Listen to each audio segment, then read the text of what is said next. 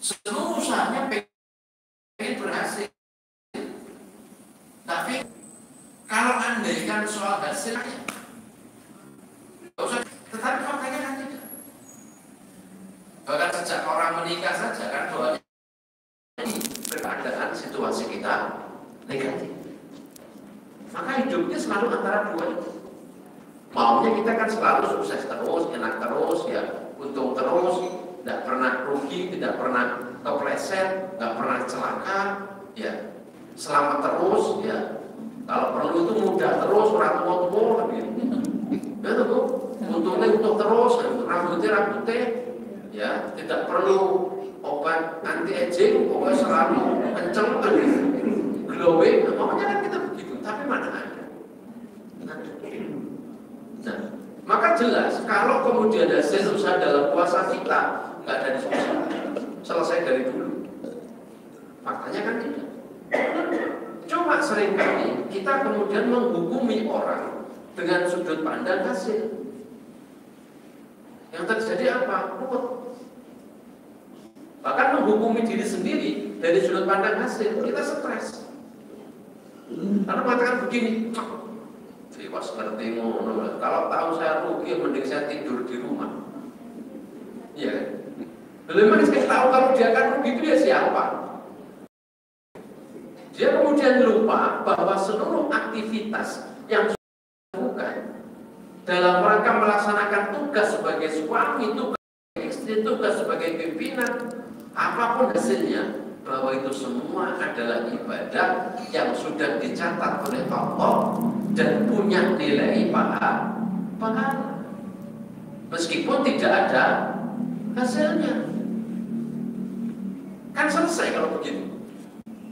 Begitu suami pulang dan bawa hasil, sudah diusahakan luar biasa, sudah maksimal, suami ya lega, ini takdir Allah, istri ya lega, ini takdir Allah, sama-sama kemudian loh, ya sudah mas, mari kita bersabar. Ya, yang ada ini mari kita manfaatkan. Kalau sekarang belum untung, dan semoga berikutnya besok lusa Allah berikan keuntungan. Kan begitu? Ya, kira-kira enak mana? Situasi pertama dan situasi kedua ini? Jelas enak kedua. Ya, karena kalau toh kemudian sikap kita salah, seperti yang pertama tadi, misalnya menyalahkan suami, tidak mengapresiasi kerja suami, ya. Karena tidak ada hasilnya. Pertama, bahwa kenyataan hari itu kita tidak untung, itu tidak. Kalau kemudian kita rugi, mau disalahkan kayak apapun, mau bertengkar kayak apapun, faktanya bahwa hari itu Allah mentakdirkan kita tidak beruntung. Maka tidak akan ada perubahan. Ya, tidak akan ada perubahan. Tapi sebaliknya, kalau disikapi secara positif, secara benar, melihat bahwa wilayah kita bukan menentukan hasil, tapi wilayah usaha, maka semuanya bisa nyaman. Faktanya sama, tapi situasinya yang berbeda. Ini akan berlaku untuk semua kasus. Putranya dengan sekolah, yang dituntut itu bukan hasilnya, tapi yang dituntut sinau apa enggak itu. Ya. Kalau yang dituntut hasil, apa yang terjadi nanti? Manipulasi. Ingat dulu ketika sekolah kita masih ada UN, ujian nasional, yang itu menjadi standar kelulusan. Ketika orientasinya hasil, orang sering bingung. Indonesia Timur, sehingga jatuh moco rapati teteh gitu, UN-nya nilainya bisa lebih baik daripada yang di Jogja. Ya. Bagaimana guru waktu itu berusaha supaya muridnya bisa, itu tidak hanya kemudian mendidik untuk belajar, tapi bagaimana caranya untuk bisa membantu muridnya dengan membocorkan soal atau bahkan kemudian memberikan kunci jawaban. Kenapa? Karena yang dituntut hasilnya harus bagus hasilnya. Kalau hasilnya harus bagus, ya manipulasi. Kalau orang tidak mampu, nyontek, gitu kan?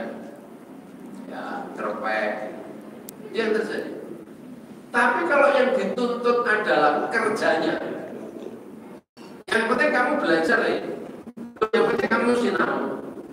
Arep hasilnya kayak apa, baik atau buruk, ya, juara apa tidak juara, bahkan lulus apa tidak lulus, Bapak Ibu tidak akan menuntut soal itu. Sing penting sinau.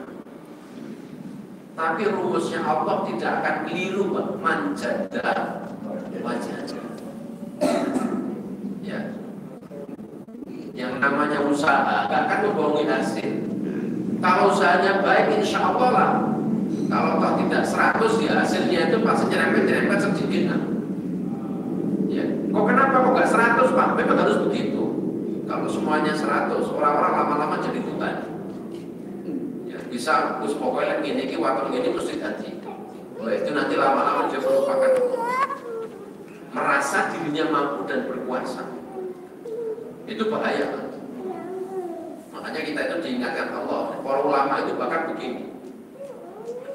Ada satu ungkapan yang disampaikan oleh para ahli hikmah di zaman dulu ya. Kalau dia berusaha kemudian berhasil, itu senang.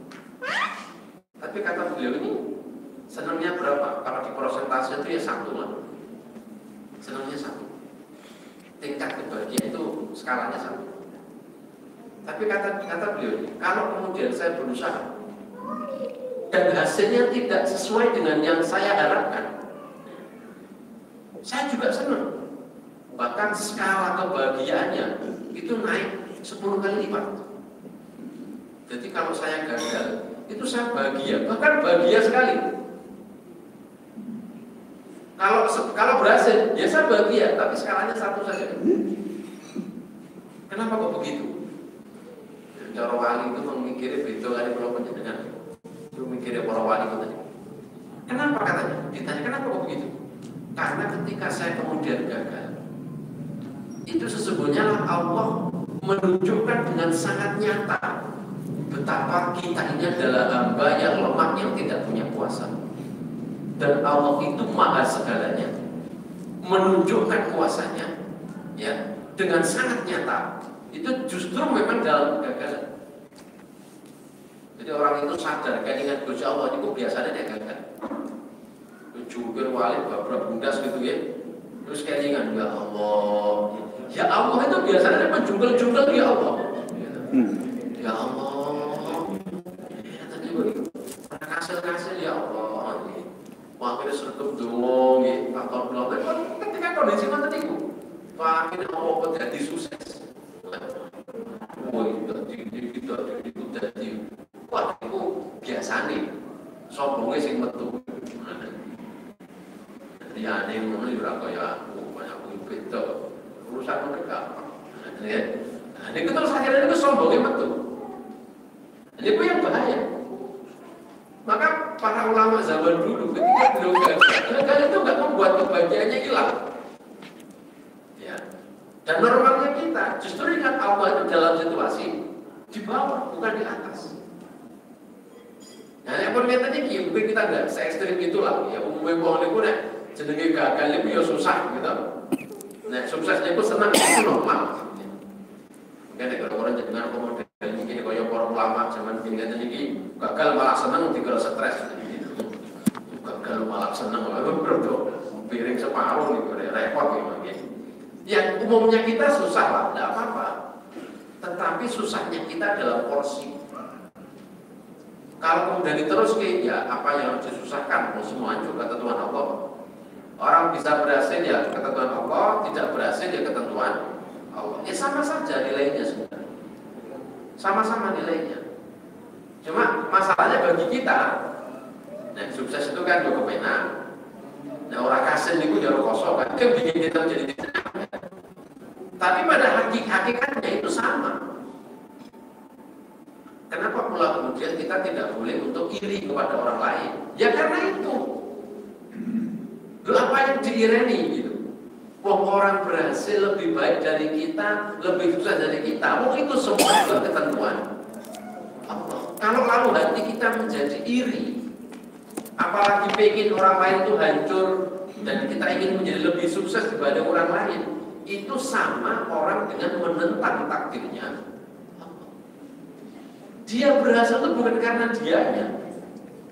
Memang Allah kehendaki dia ini berhasil untuk dilebihkan dari yang lain kan gitu. Ya, aku karunia seperti yang kau karuniakan kepada orang-orang itu. Dan apa?